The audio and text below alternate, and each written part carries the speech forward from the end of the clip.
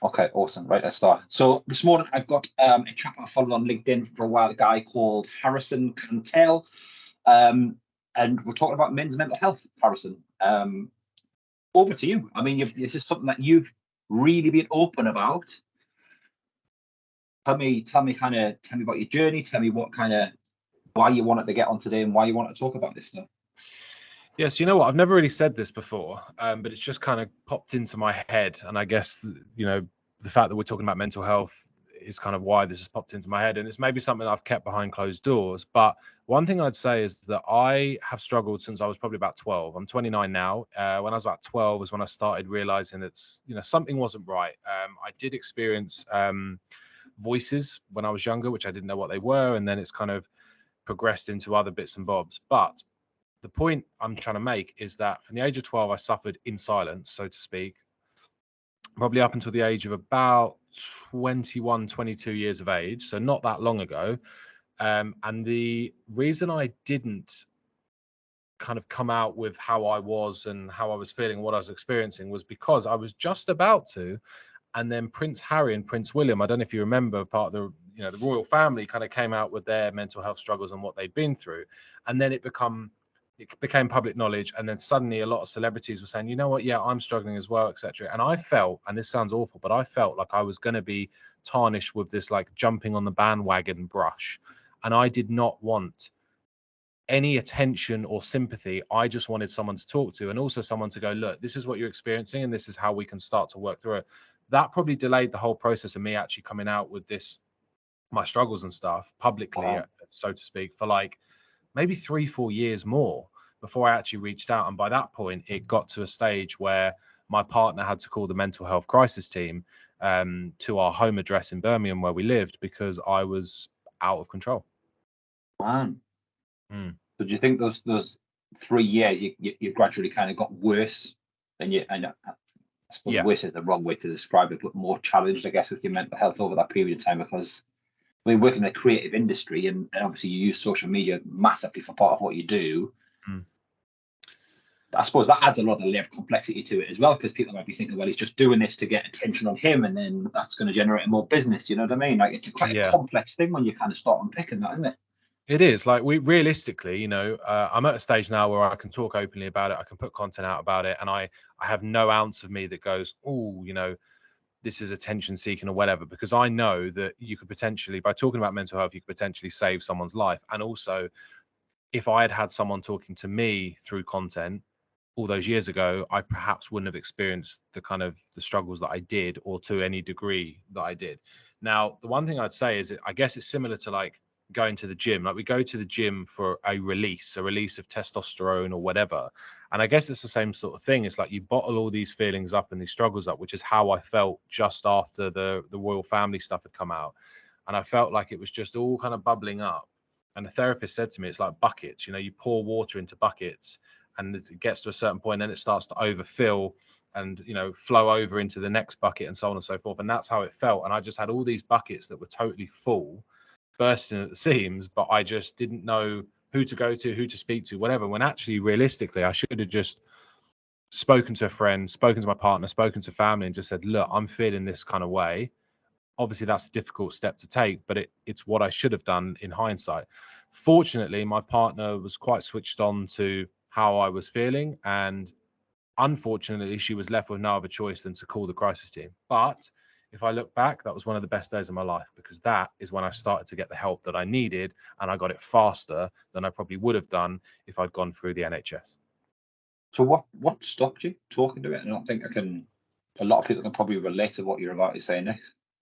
Just didn't want to put my negativity on anyone else. Like, we're surrounded by enough negativity, right? You turn on the news and you're bombarded with negativity, social media as well. And it's like, I just felt like there was especially during the pandemic, like, there's enough negativity going on. I didn't want to be the guy that then added a little bit more. And also, I guess I looked at it from a point of, well, what if someone else is struggling and then I'm putting all my challenges on them? Now, for me, I don't know about you, Ian, but for me, I get a real buzz out of helping other people to overcome challenges. And I guess that's kind of what being a business owner is as well, right? But from a personal level, I love giving, like, love it. However, I didn't maybe I felt like I didn't want to put that onto someone else because it wouldn't help them. It would make them feel worse. And that's the situation I was in. And I think that's probably the situation a lot of people are in, right? It's a tough one, isn't it? Because you've almost got to find somebody who can be receptive to that. And like we've talked about it on quite a few sessions on MANUP, and if somebody's not receptive to it, you can almost feel like you're getting brushed off, and that can have an even worse effect because you think, oh, nobody wants to listen anymore, and that just kind of that spiral keeps continuing. It's like a lot of the time we talk about you should talk about mental health and you should have these experiences and open up about this stuff, but a lot of the time I think part of the issue is it's finding somebody that's going to listen. Like I don't think we're taught to listen to this stuff and what we can do next, and sometimes all it is just a sympathetic ear to sit, listen, not judge, not try and help, not try to change anything, and just say, Harrison, I'm here, what's up, mate? Tell me what's going on. Do you know what I found as well? And I think I may have read this somewhere, but most of us are programmed to think about what we're going to say next. So we focus more on what we're going to say next rather than actually listening, you know, and that's the thing. And I certainly am guilty of it sometimes on sales calls and stuff where I'm thinking, right, this person is listing their struggles, so what can I say next? And actually you're not really digesting or taking in the information that they're giving you, which is how a conversation works, right? You're already planning the next thing you're going to say to make yourself look or sound better. That's a problem. The other thing as well, I think it stems from family and your network, because for me, I've got a very small family. My family, whether they've experienced mental health struggles or not, I've never been aware of it. So for me growing up, my dad was very much mind over matter. If you think you don't have a cold, you don't have a cold. And I'm like, what? But I used to believe that, right? But how stupid is that, right? But I used to believe that. So I grew up kind of holding all this anger and this struggle and anxiety in, and then releasing it in environments like nights out, road rage, university. Like I would end up having to release it. Not out of choice, but in environments that then meant that I lost friends and I, you know, ruined opportunities and stuff from it because I didn't feel like I could speak to my family. Whereas fast forward now, I've got a 3-year-old Ian, you know, and she's been brought into a crazy world, probably more crazy now than it was when we were 3. And I'm going to be very open from day dot with her about my mental health struggles. And I also want her to just feel like she can speak to dad about anything, because I could not do that. And I think that is the most important thing. And if I look at my partner's relationship with her mum and her family, she's had mental health struggles, but she's been able to offload them from a young age because she had a very, very close relationship with her parents and her family. And she's got a big family. And I think that makes a huge difference. Oh, massive. Like, I can relate to so much about what you said. And I kind of grew up in the Northeast where it was the old school working class northern mentality of exactly like you said, mind over matter. We don't talk about thoughts. We don't talk about feelings. Like even now, my stepdad's in his 80s, my dad's just turned 70. They can't have a conversation around thoughts and feelings. It just doesn't happen. They just can't do it. Or it'll get to a point where they just break down. Like I couldn't sit to my dad and say, I'm having a really bad mental health day, because he just wouldn't know what to do, you know, and that's kind of almost conditioned into you. And I think the thing for me, like you've just said, is having kids for me opened that up a little bit more. But then my most recent partner, Amy, I mean, I said like she's not here anymore, but she is still here, obviously. But my partner, Amy, she talks about thoughts and feelings with her kids, like how you're feeling and all this kind of stuff. And initially I thought, wow, like that is amazing. And all of the kids now can come to us and say, I'm not feeling great. I'm feeling a little bit down. I'm feeling a little bit sad about this, about whatever. And rather than push through this time, I've just said, look, if you need it, take a day off. Like take a day off school, just recharge your batteries and get yourself back together. And I think that's so important to be able to do that. And hopefully you kind of have a similar experience with your daughter and how she's brought up as well. Yeah, and I'm kind of reassuring her, you know, saying, look, it's okay to feel sad, and you don't need to explain to me why you feel sad. You feel sad. So do you want a hug? Do you want to go and play? Do you want a minute to yourself? You know, and she's only 3, but she's switched on, and most 3-year-olds are a lot cleverer than we think they are, right? And they understand what's going on. So it's just about having that conversation. And look, sometimes it's hard, you know, when she's screaming at me saying she wants more chocolate. It's difficult to then, for me to stay on that calm level, because, you know, I have triggers in my head and stuff. For example, people eating loudly next to me, and I mean, that triggers me big time. Do you know what I mean? Right. Yeah. So there's a lot of little triggers there, but I'm more mindful of them. And I think the actual key to all of this is being more self-aware of when you need to, like you said, take a step back, take a day off, go for a walk. And whether you're in a 9 to 5 or you own a business, you have the right to have time freedom. Like the time is yours. Even if you're in a 9 to 5 with a really strict boss, you can take 10 minutes out of your day to go for a walk and speak to no one and listen to music. You have the right to take a day off if you feel like you need to spend a day in bed. And bearing in mind that that day is not wasted. And this is how I used to look at it. When I used to take a day off and pretend, tell my boss I was sick, which I was, but not to the extent that she thought I was. And I would just lay in bed all day. And I'm like, oh my God, like I said to my partner, what a waste of a day. And she was like, well, it's not a waste of a day. Like, it's the best thing you could have done. Because if you didn't take that day off, then what would happen tomorrow? And my partner genuinely was worried that I wasn't going to be here whenever I left the house. Well, I was never going to come back. You know, she went through 2 years of thinking that every time I went out of the house, I was not going to come back. And that has really, really sat with me since that day she explained how she felt. And I now have a responsibility to make sure that my daughter has a dad. Like, it's as simple as that, and has a close relationship with her dad. And I think that's the one thing that keeps me going. So how do you manage it moving forward? Like, because those triggers are still there. You still have the good days, the bad days, as we all do. And certainly my partner, she struggled with her mental health. I've had times when I've done the same, and those dark days can feel really dark. And I think, certainly in my experience, running a business as well on top of that sometimes is both a blessing and a curse, isn't it? Because it's all down to you, and you're the person who's kind of paying the bills and all the rest of it, and that's great and amazing, and you can take a day off if you need it, but it also adds other pressure on it. So kind of like, what are your thoughts on all of that, and how do you manage to navigate through that and hopefully kind of pull yourself through it a little bit? I mean, it sounds a bit cliche, but it is the conversation, like having the conversation. Because if I mope around, in my own words, for want of a better term, if I mope around all day at home in my pajamas, don't do the washing up, don't entertain the kids, I've got one kid, I think. So like, there's that. But if I then have the conversation, like my partner would then be like, oh my God, babe, like, get up, come on, what are you doing? However, if I have the conversation with her in the morning and say, look, babe, I'm feeling really flat and demotivated today, so I am going to be a bit of a sloth, but bear with me, tomorrow's a new day, she would be 100% understanding in that. And that's the difference. And I have so many of those days where I don't tell her how I'm feeling because I don't want to put the burden on her. I don't want to bring her down. But ultimately, I am doing that by moping around and not being open. So it honestly, it's the conversation. It is the conversation. And I think you exercise quite a bit, don't you? Recently got back into boxing, or you've always boxed. Is that you've always boxed, or you've kind of just got recently? Always been obsessed with it, but never did it. I guess it's like football fans, you know, a lot of them don't play football, they just love the sport. And for me, as of the last year or so, I've really got into it and started, training. But I think as well as that is like having my own time. So the reading before bed is a amazing one for me, and I will sometimes fall asleep reading, which is great because it completely winds me down. I used to just sit on TikTok till God knows what time.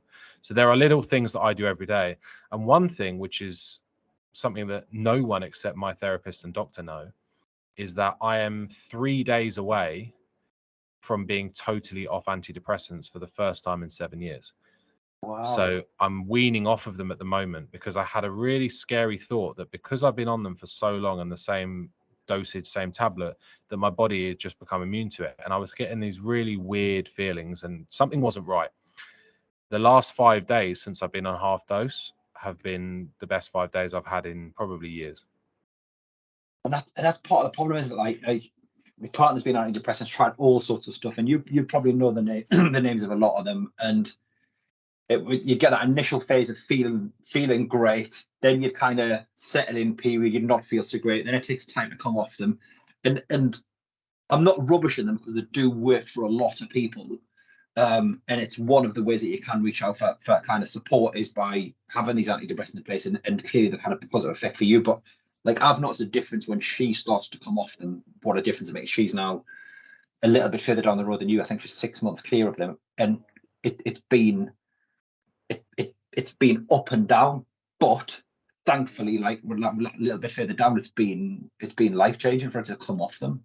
And I think like those 5 days that you said, I mean, that's awesome, mate. Well done, you. Yeah, I mean it's amazing, and there's a long road ahead, for sure, but it feels nice to know that they are going to be out of my system, because anything in your system for that length of time, regardless of what it is not going to be great, right? It's not going to have the same effect it did when you started. And I'm no professional and I'm no doctor, but what I can say is I've been on the stuff for a long time, and I noticed and I had a feeling that it probably wasn't working anymore. And my body's quite quick to become immune to stuff. I've always had that with antibiotics and paracetamol and stuff like that. So 6 years to be taking, sertraline every single day is a long time. So what I'm now doing is going, right, okay, from Saturday, I'm not going to be taking any. So now what can I do to ensure that I've got, because I know it's going to be a little bit up and down, and I'm going to have more feelings, because what sertraline did for me saved my life, which was basically make me numb to a lot of things. So rather than being up and down, I was kind of like in the middle. But now I want feelings back. I want a bit of anxiety to keep me on edge. It's that whole fight or flight thing. I have zero fear at the moment because I have no feeling, and that's something that I wanted to begin with, but I don't want that anymore. Like I want to be able to feel, and I want to be able to control my emotions and my reactions to things as well. And that's where the exercise comes in. That's where the reading comes in. The walking, the family time, like that is just all so important to me. And it's exciting. I feel really excited about coming off them, but they saved my life and I'm thankful for that. But I think realistically, it's a lack of education from a personal perspective. Like I feel like I didn't really educate myself on what these things do. I just kind of took them as I was desperate. I needed help and they helped. However, it's my responsibility, and I don't think it's the doctor's responsibility. I think it's my responsibility every year to call the doctors and say, I want a medication review. And I didn't do that. Right. But how would you know? How would you know to do that? That's the thing. You know what it's like. I'm just like, it's medicine. It's helping me. I'm still alive. I'm still doing stuff. So it must be working. But it was like the last 6 months or so, I was like, something's not right. I'm lacking that edge, that little bit of like motivation, drive and energy that I had and that I'm known for having was just gone. And I couldn't put my finger on why that was, because nothing else has changed. So that's why I didn't. And I love the NHS, and I think doctors are amazing, and I think the system's struggling, but it's helped me a lot. However, it's our responsibility. Like I look at it as, if I'm worried about my health, then I need to go and call them. They're not going to suddenly call me. They've got enough people to worry about. Yeah, I just think that's one of the biggest mistakes I've made, is not haggling or hassling them even and saying, look, I need a medication review because I'm feeling shit. Yeah. And that's hard because you're almost taking away something that's made you feel better. Like you said, it saved your life, and it's kind of thinking, well, all the thought processes that go around it. And like certainly in the experience of Amy, it's not a quick thing, is it, to come off this stuff? It needs to gradually happen. There needs to be structure and plans in place. And have you done that yourself? Have you kind of used the NHS for that? Like, what kind of things have you got? Because there'll be people out there going through the same thing. What kind of things have you tried to put in place from Saturday when you stopped this? Like, what differences have you made? Well, I think before I even came to that decision, and it was a decision between myself, a therapist, and a pharmacist, but I think before I even got to that stage, I've seen a lot of people. I went private at one point, and saw psychotherapists, hypnosis, the whole shebang, CBT. I've done a lot of stuff, and most recently, kind of 5 sessions in with a therapist, and she was the one that said, look, we could potentially be looking at some sort of deficiency here, whether it's vitamins or it could be like a thyroid thing or whatever. And she just educated me and made me realize that actually, as bad as my mental health is, there may be other elements that are kind of playing a part in how I'm feeling: the tiredness, the anger, the stress, the anxiety, etc. It may not all be mental health. It may be some other stuff. So then I realized, okay, cool. So I know how good exercise makes me feel. So I need to go and do more of that.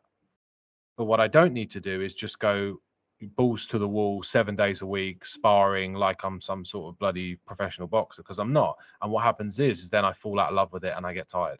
So just implementing every single day little things, and it's this whole like 1% more every day, right?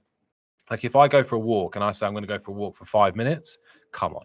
Like 5 minutes, I'd literally get out of the drive and then kind of go up a couple of houses and come back. Like that's just pointless. So I would do more. And I think that's the thing, is like starting off small. I always had this thing of like, right, I'm going to lose weight. So I'm going to cut out all chocolate, all crisps, eat really good, drink 10 liters of water a day, do 100 push-ups every second, whatever. It's a load of bullshit. Like that just is not sustainable, is it? Like you have to make it a habit and you have to make it enjoyable. So Ian, the one thing I have done, which is changed the game for me, is rather than going out every single day on my own and listening to a podcast and walking around some fields, I now incorporate my daily walk into family life. So yesterday we went for a walk. I took the drone. We did some cool drone shots of us walking through a field. We had a running race and things like that. And I got, a couple of thousand steps extra in. That is what works for me. That is the change that I'm making from Saturday moving forward. And I guess the second thing, taking time off. Yeah. Like outdoors, indoors, doesn't matter. Take time off and just understand that nothing is going to change by you taking a day or two off. Your business is going nowhere. Your clients will probably have a few weeks off every year anyway. Take the time off. And that's one thing I've only mastered in the last 6-7 months. Awesome. Harrison, I wish you the best of luck. I'm conscious of time. We're kind of probably running out. I want to keep this fairly short and sweet. Thank you very much for coming on, sharing your thoughts, what you've been through. Love those kind of things that you're going to change over the next few weeks, and I wish you the best of luck with it. Not that you need it, because it seems like you're pretty focused and switched on this, mate.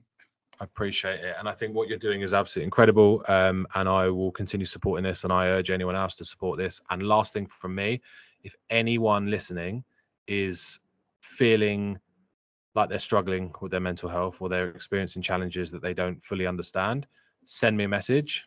Let's break them down together. If I can relate, and if I can support you, I will. If I can't, I may know someone that can. So let's keep the conversation going. It's so important. Yeah, awesome. Thank you very much, Harrison. Good man. Thanks for having you on. Cool.